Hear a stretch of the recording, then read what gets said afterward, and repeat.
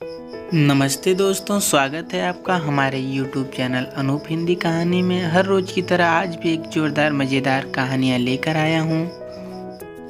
कहानी है शांतनु नामक व्यक्ति की। पौराणिक युग में शांतनु नामक एक सिद्ध साधु थे।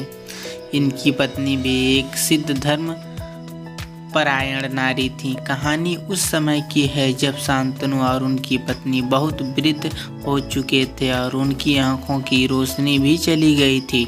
इन दोनों का एक पुत्र था जिसका नाम श्रवण कुमार। श्रवण कुमार बहुत ही सरल स्वभाव का व्यक्ति था। माता पिता के लिए उनके मन में बहुत प्रेम एवं श्रद्धा थी। वह दिन रात अपने माता पिता की सेवा करता था। अपने माता पिता का बच्चों की तरह लालन पालन करता था। उनके माता पिता भी स्वयं को पुत्र गौरवशाली महसूस करते थे और अपने पुत्र को दिन रात हजारों दुआएं देते थे। कई बार दोनों एक दूसरे से कहते थे कि हम कितने धन्य हैं कि हमें श्रवण जैसा मातृभक्त पुत्र मिला, जिससे स्वयं के बारे में ना सोचकर अपना पूरा जीवन वृद्ध नेत्रहीन माता पिता की सेवा में लगा दिया। इसकी जगह कोई अन्य होता तो विवाह के बाद केवल स्वयं का हित सोचता और बूढ़े नेत्रहीन माता पिता को कहीं छोड़ आता और खुशी से अपना जीवन व्यापन करता। जब ये बात श्रवण ने सुनी तो उसने माता पिता से कहा कि मैं कुछ भी भिन्न नहीं कर रहा हूँ, यह मेरा कर्तव्य है। जब मैं छोटा था तब आपने मुझे इससे भी ज़्यादा अच्छा जीवन दिया और अब मुझे यह सौभाग्य प्राप्त हुआ है कि मैं आपकी सेवा करूँ। आप दोनों जो भी इच्छा रखते हैं मुझसे कहें, मैं उन्हें अवश्य पूरा करूँगा। तब शांतनु और उसकी पत्नी कहते हैं, पुत्र श्रवण, हम दोनों की आयु बहुत हो चुकी है। अब जीवन का कोई भरोसा नहीं है। किसी भी समय हमारी आंखें बंद हो सकती हैं। ऐसे में हमारी एकमात्र इच्छा है, हम तीर्थ यात्रा करना चाहते हैं। क्या तुम हमारी यह इच्छा पूरी कर सकते हो?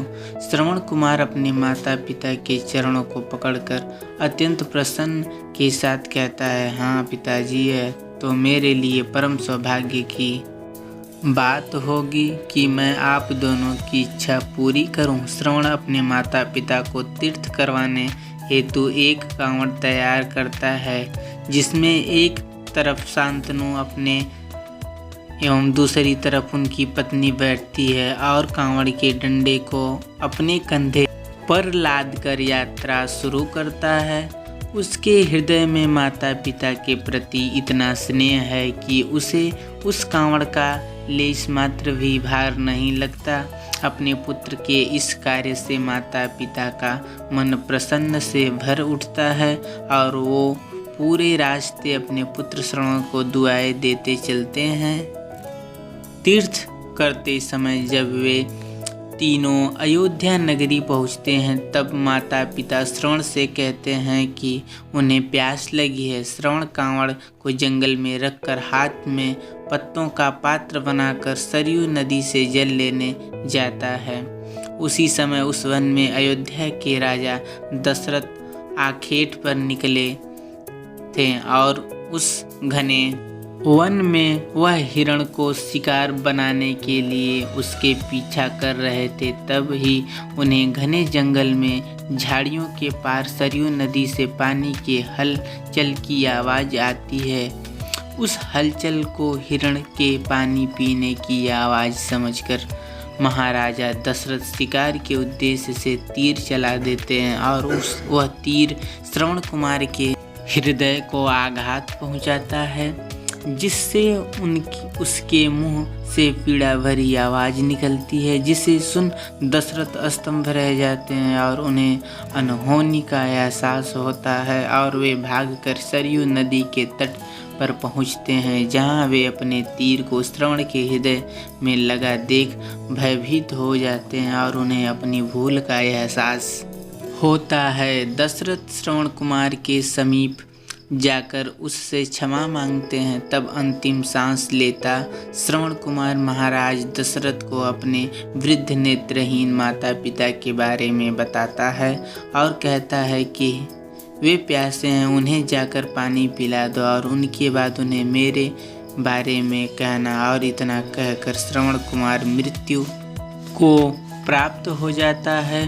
भारी हृदय के साथ महाराज दशरथ श्रवण के माता पिता के पास पहुंचते हैं और उन्हें पानी पिलाते हैं। माता पिता आश्चर्य से पूछते हैं उनका पुत्र कहाँ है। वे भले ही नेत्रहीन हो पर वे दोनों अपने पुत्र को आहट से ही समझ लेते थे।